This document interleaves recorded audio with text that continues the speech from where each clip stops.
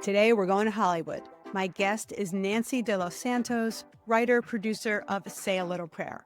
I'm Diana Burnell, career strategist and host of Corner Office Latinas, and I am thrilled to share my conversation with Nancy.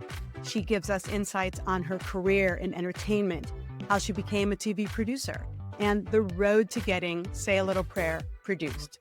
Now, we have more great episodes coming this year, so don't forget to follow the podcast on YouTube, Apple, Spotify, wherever you listen. You can find me on LinkedIn and on our website, cornerofficelatinas.com. You can sign up for our e-news with more information and learn about group coaching that is starting up. That's cornerofficelatinas.com. Let's jump in. Nancy, thank you for being here. I'm so happy to join you today. Well, congratulations on the movie, Say a Little Prayer. I want to hear all about it. But at first, I want to start with Hollywood because the entertainment industry, as we know, is a very tough business, trying to get something made, trying to get your screenplay made. So add on being a woman, being a Latina, it's not easy. So were there tough times when you thought, oh my gosh, I don't know that this is going to ever be made? And if so, kind of what kept you going during this process? Oh my God, were there tough times? I think I have, I am a writer, so I'm not a journal person though. I'm not that kind of writer for whatever reason. And I often talk to writers, are you a journal writer or are you just me? I'm a journaler. I could pull them out right now. I have journals all over the place. I am a list writer. So I will have books like this, and I write lists of things I need to remember, things that I need to do, people I need to call. And it's from my old days as a secretary. I was always checking off what needed to be done in the office. And this definitely is on the list of many books that I have, many, I guess they are journals or diaries, I would call them, of things to do to get this movie done. And it has taken a long time. You're absolutely right about Hollywood. There's a phrase that I've grown up with, that Hollywood eats its young and spits them out. And I think Hollywood just eats anybody who's in this business, young, middle, elder. You're going to get eaten and spit out. And you have to just pull yourself back in, push yourself back in, crawl yourself back in. Because it's a tough business for anyone. And you're right. More so for women, more so for people of color, more so for Latinos, and more so for Latinas. So it was definitely, there were times where I thought, am I going to be able to do this? And I just know that yes, you can do it. I can do it because I've been in this business now 30 years. And I've seen movies being made with people that have nothing. So my mantra was, we can make this movie for $5 or we can make this movie for $5 million, which it wasn't. But you can make a movie. It'll be a different movie, but it'll be something. And so often people are making shorts to show what the feature will be, or people are making one act of the movie to show the possibilities. And I didn't want to go that route. I said, I want to make this movie. It's important to me. I will also tell you that once I got our producer on, who's amazingly wonderful, her name is Christina Nava, Latina. Yes. Just a terrific person. And we had gone through the journey. I'm like speeding up here. We had gone through the journey. We were getting ready to go to our location of San Antonio, Texas. We were probably about 10 days out. And she and I are on the phone. And she and her husband / partner, our director, Patrick Bettis Vidauti, we're all going on location to San Antonio, leaving our homes, leaving our families. They were leaving their 3 teenage kids to be cared for by her mom. And I still had this feeling, I still can feel that when I talked to her and said, are we doing the right thing? You're leaving your kids. I'm leaving my home. At that point, husband was not going with me, but then he turned out to go with us because we needed someone to volunteer to be our COVID officer. And Christina said, yes, this is an important movie. It is worth it. We're going to do it. We're going to get it done. But those of course, came in from day one to the day we started production. Let's talk about Christina because she was your producer, of course, and it sounds like that was the connection to get everything else into place. Did you know Christina, or how did you two connect? It is the sweetest, most strangest story, but people have been telling each other, she and I, about each other for Oh, great. years. Yeah. She said, she tells the story that people have been saying to her, you got to meet Nancy, you got to meet Nancy de los Santos. And then people were telling me, you need to talk to Christina and Patrick. You know, they're independent filmmakers. You need to talk to them. Mhm. It was always, yeah, yeah, of course, you know, I'm going to talk to everybody. And then it just came about organically. At one time, we were at a wedding, husband Dan and I, for a friend. And I see Christina and Patrick coming up the stairs to this wedding. And we stopped in the Perfect. doorway again. I said, hey, and she said, what are you doing? I said, he's our friend. And she goes, she's our cousin. And I said, wow. And I said, we have Magic. to get together. Yeah, I think we were leaving, they were coming in. And I said, we have to get together. And she said, yes, we do. And so rightly, finally, after 3 times, and I always say, if somebody tells you something 3 times, listen to it. And Yes. I think after the third time, it was another writer friend, a mutual friend, who had just seen their movie screened. It was called Divorce Bait. That was the movie right before. And Mhm. but you know, you really need to talk to Christina Nava. She knows how to do this. So I put it aside for a bit, but then one of those days, looking on Facebook, I saw that she was posting about directing her next movie, and I said, "Wow, how is she doing?" So I said, "Okay, time for us to meet. Let's have coffee," and we Yeah. did. We met at Bob's Big Burgers in Toluca with the big Nice. burger guy. Yeah. I just told her the story. I told her how important it was to me, how personal it was to me, and that the real impetus of this film, though, was to show realistic images of American born Latinas. You know, Mhm. not crying, not doing anything illegal, falling in love with the wrong person as much as anybody else, and just Mhm. having a life, having aspirations, having goals, losing, being flawed, all of those things. That's what I wanted to do. And she said it was right up their alley. It's what she and Patrick have committed to doing with their company, Migrant Filmworks. And I laugh when I do this, but she said I took out a little book. I remember one of my little notebooks, and I said, "So tell me how I can produce my movie, because I know how to write a movie and I know how to be on a production crew or staff, Yeah. because I've been on many films, but I never produced it on my own." And she looked at me like, do you want me to produce this movie for you? Yes. How about yes? Yes. I hope you said yes. I started crying and I said, yes, yes, if you can. She goes, well, let's talk about that. And that's really how it happened. Yeah. It was a real blessing. The movie is blessed, blessed, blessed 100 times over. And I really do believe all the glory to God. I mean that. All the glory to God. The power of prayer is so important in my life. And in this movie, we tell it in a fun way. It does not Mhm. over the head. It's a really funny, kind of wonky little prayer. And I really do thank God. And I thank God for putting all the right people into my life. But if you are a prayer person, I don't know if you're not or anybody out there, but they often say in God's time, not in Mhm. your time. Yeah, yeah. That's And you it. you took advantage of those opportunities. You I did. finally met Christina Yeah. and you took advantage of it. So you did have to act to make it happen. You have to move forward. You have to. Yeah, It'll be in yeah, God's time, but you got to be pushing that ball. yeah. So let's talk about your time in entertainment, the different jobs, the different roles that you've had.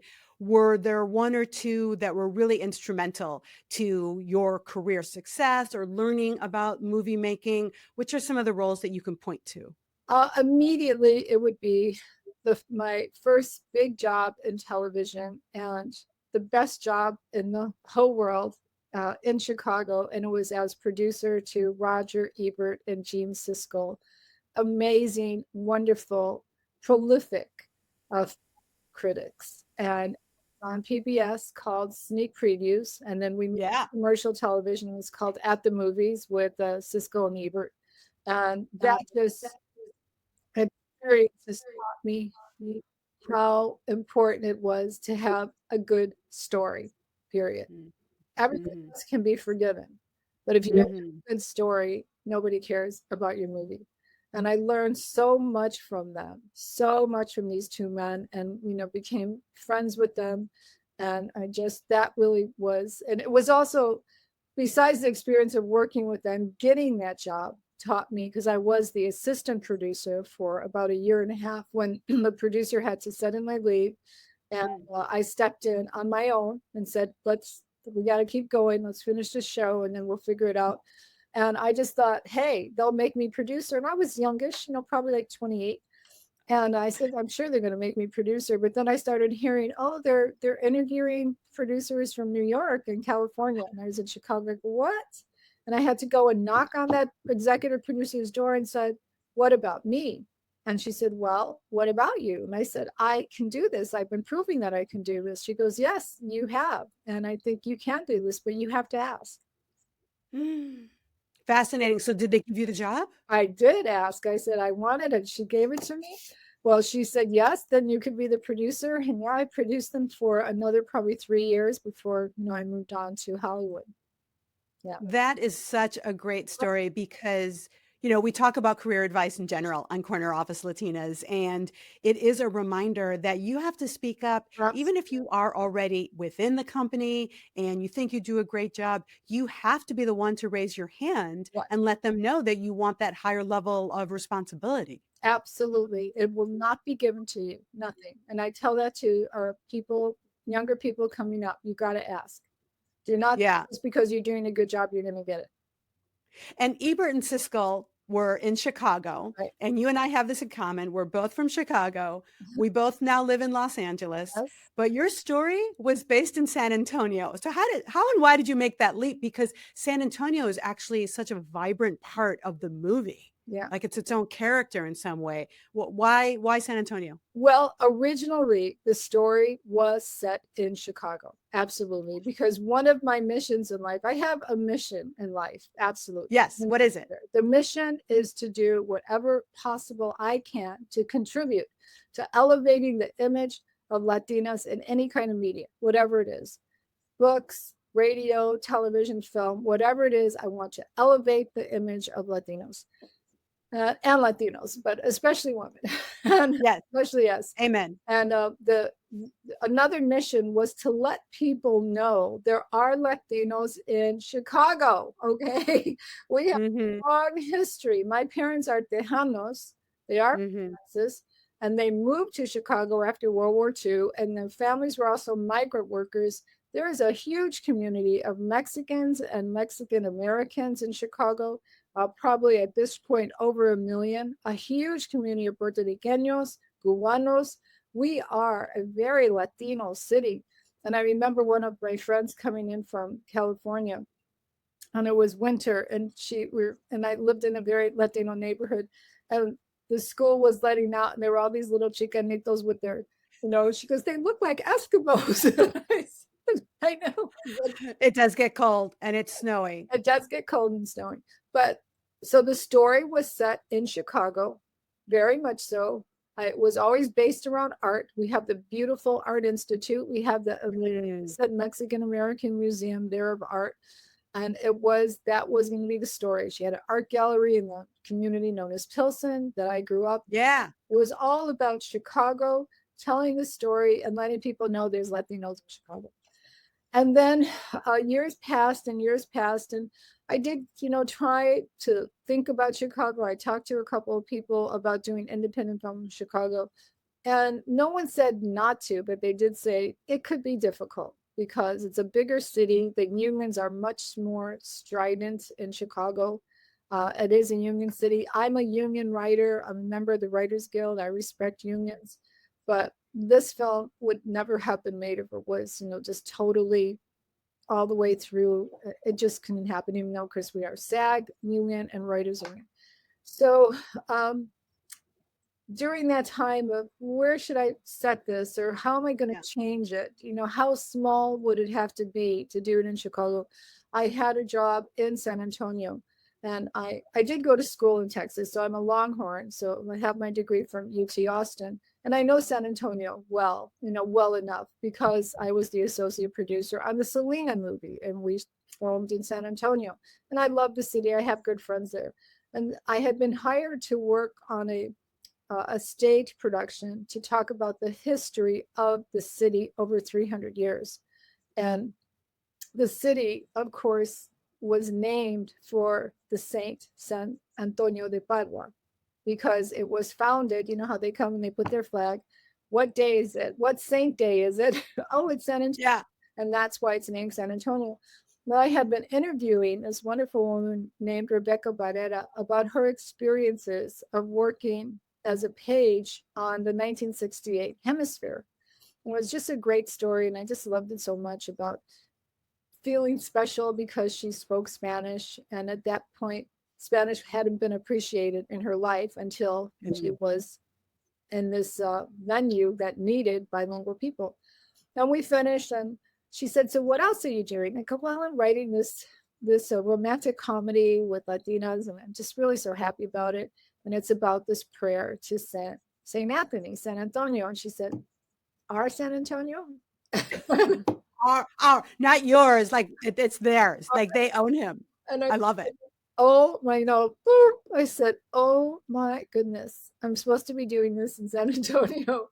Yeah, it all lined up. It all lined up. Of course, again, God's time. It took a while, but I just went and changed everything to San Antonio. It was a very easy change. It only took about 3 months and a couple of times to get the story together. And then that's why it's set in San Antonio. And it is so perfect to be in San Antonio. And sometimes it was right in front of me. I was doing this whole history, talking to people about how Yeah. the city got founded. And it never dawned on me until this wonderful woman asked me. Well, one thing that is really clear is that the main characters, as you mentioned, are professionals. So clearly that was intentional and that was important to you. And it's interesting that you said even in the beginning, she was connected to a gallery or an art museum. So how did the characters evolve, if at all? Because, you got the corporate dude boyfriend and the women are professionals. Yeah. Did they start out that way? Because they were also not apologetic about it. It's not like they had to explain why they're here. They didn't have to explain their parents' history or their grandparents' Mm, immigration history, if that. No, it was an assumption. And that's part of what I really liked about it, that they just showed up on the screen yeah. as their professional selves. Because that's who we are. We're from here. We were born here. Our families are here. Nothing. I mean, I love every community in the world. And if I could have open borders, I would say just have open borders, let everybody go wherever they want. But we are here. This is our country. And we are Mexican American, Puerto Rican. I mean, Puerto Rican. Of course, you're American, Cuban American, and it's a different life that has both its wonderful assets and when it's more, it's really awful kind of side to it. Where I visited other countries, even in Latin America and Mexico, where everybody is Latino. So there's doctors and lawyers and bad guys and good guys and good women and bad women. Everything here there are all those things, but they don't get focused on. There's Mhm. a spotlight on the doctors and lawyers and the teachers and the good people. It's usually just the negative side of our community, which is very small percentage. It's just Yeah. that's But that's why having someone like Christina Nava, having the producers you had in place, because they didn't ask you to turn your main character into a maid, into a single mother. They did not ask you to evolve back to the stereotypes. And I think that goes to say how important it is to have Latinos in those decision-making roles. That way they let you make the movie that you wanted to make. exactly. I think the only, you look at this beautiful cast and they're gorgeous. Afro Latina, Cubana and Puerto Rican. Dominicana is Jackie. Mexican American, Texan, and Puerto Rican. How beautiful is Mhm. that? That's Mhm. far. This is my world. It has everyone in it, including non-Latinos, including African Americans, including Native Americans. including people in wheelchairs. That's why that's in the movie. And I love Yeah, and it is art imitating life. I have to tell you, my daughter did a study abroad last year and she curated at an art gallery. it. So she is your main character, right? She's also got the long curly hair, but she is that main character of someone just living their life in whatever it is that they are drawn to, and that we don't have to feed into those stereotypes. So I'm really glad that you found the right people Right. to advocate for your story. You were asking if the characters were ever changed. No, it was always because I am a professional. Out of college, I became a television producer. So I am a professional. Before college, I was a secretary, still in a very professional setting, So, yes, you write what you know, and this is what I know. And I know so many of us around the Yes. country, and that's why they are that. She is a gallery owner, art gallery owner. I love that Jackie Cruz, the Ruby character, is a gig worker, with Mhm. different kind of jobs all over, and an influencer, social media, and has her own video blog. And you never really see her job, but she's a teacher. We did have a scene Mhm. showing that she was a teacher and a single mom. Mhm. I just turned and looked at my community and say, okay, you, that's what I'm going to use to model my characters. Yeah, yeah. So what is next for you? Please don't tell me we're one and done. Please tell me there's more in the hopper for you, Nancy. Someone had asked me recently, will you produce another movie? And I said, I would, in a minute, produce this one again, even though it had a lot of ups and downs. There were many more ups than downs.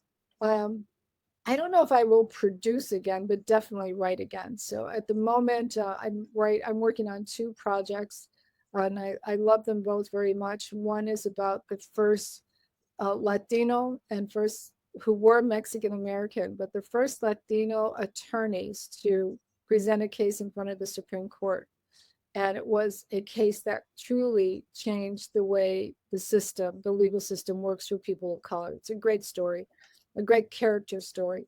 It is a period 1950s set in Texas. I say that because period, you say that and people just go too much money, but I think we could do it for less money. So Mhm. we're looking at doing that. And then the other one is another wonderful love story of two people in different countries in El Salvador and in New Albuquerque, New Mexico, whose lives were totally separate. They both have a very tragic physical accidents that harm them physically, that does not take their spirit away. They continue Mhm. to move forward even though they have physical ailments, I guess you would call them.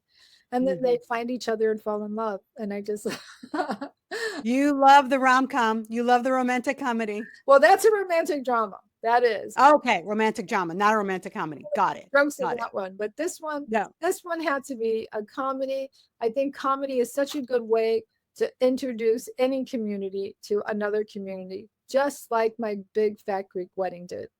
Introduce Yes. into that community. And we'll say, okay, this is good. Well, oh, they're just like us. Okay.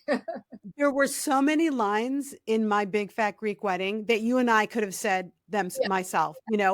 When the dad is like, "Oh, didn't I have an employee who was Greek? No, she was Guatemalan." Like that would happen to me. Like, "Oh, you're Puerto Rican? I know someone who's Mexican. Okay, great." Well, Like different connections and the misunderstanding about the food. Like the food has to be a big deal. And I should say I'm Mexican American and Puerto Rican, but the fact that once they hear that you're ethnic, they just grab at the most ethnic person they know, yeah. and that's how they categorize you. Remember his Windex to cure everything? We could have Yes, simply yes. replaced it with Vicks Vapor Rub, which Vicks, yes. Vicks Vicks does. cures all. Yes. All right, so let's talk then to the aspiring writers out there. There's other Latinas who, like you, they have a story they want to tell. What advice would you give them? Well, you really have to love it. That is the absolute truth. You have to love this business. You have to love what you're doing in this business. And do know it is show business. The fun part is the show, the writing, the producing, creatively Mhm, producing, the being on stage, being on set, talking to actors, mhm, costumes, music, all of that, putting on a play, that is fun. Business is business. And you have to be smart about it. You cannot just hand that over to somebody else as a writer, because I mean, you can do that. You can be a writer for hire and say, I will write this and you're going to pay me. And I have been in those situations, and it's good. You kind of feel a little bit, what about me? You know, I wrote it, but they will walk right by you because you're not a part of the business part of it. Right. If you sold it, then you sold it. You have to walk away at that point. You have to walk away and just say, okay, but if you want ownership, which I think is really, really important, if you want to be a part of it, you have to raise your hand and say, I want to be a producer on it. And then you have to do the producer work, which is a lot Mhm. of work. And so often, producer work is also, who do you know that could help here and there? Who can you call? How can you advance the production, however you can do Yes. it? And it's important. But writing is the key. Honestly, writing is the key. Shakespeare said it. If it's not on the page, not on the stage. And just to people will ask me different lines, where did you, how did you come up with that? Sometimes I think absolutely, as writers, we all say it just comes to us, and it goes and just, it flows out of our fingers. And that could be God, universe, whoever, the muse talking to us. But I think most of it comes from having a good eye and a good ear, listening to wherever people are, looking at different characters, wherever you are, people watching, having Yeah. experiences. Don't Yeah. don't just think because you got an A in your composition class you can be a writer. You have to have life experiences. I had a life before I became a writer. I was a Hmm. member of a Chicago girls gang before I became a writer. I worked as a secretary for 2 years in Chicago before I became a writer. I worked in transportation at a hospital, taking patients to either their appointments or sometimes, unfortunately, to the morgue before I became a writer. Got to have a life so that you can Yeah. about these things. All of those experiences still feed the meal for me. Absolutely. Hmm. The people, Hmm. the names, the jokes. There's one line in here in this movie that I love so much, and I just shared with my cousins and my sister. And it's when it's the Ruby character tells the bad boyfriend, and she says, what do you think we are? Just two fools wandering in the forest? And I always laugh when I hear it. And yet, that was a line that my sister said to her husband when we were all talking about something. And he was saying, well, I want to know, And she was saying, what do you think we are? Two fools wandering in the forest. We know what we're doing. Well, good for you for giving your sister credit Yeah. for that line.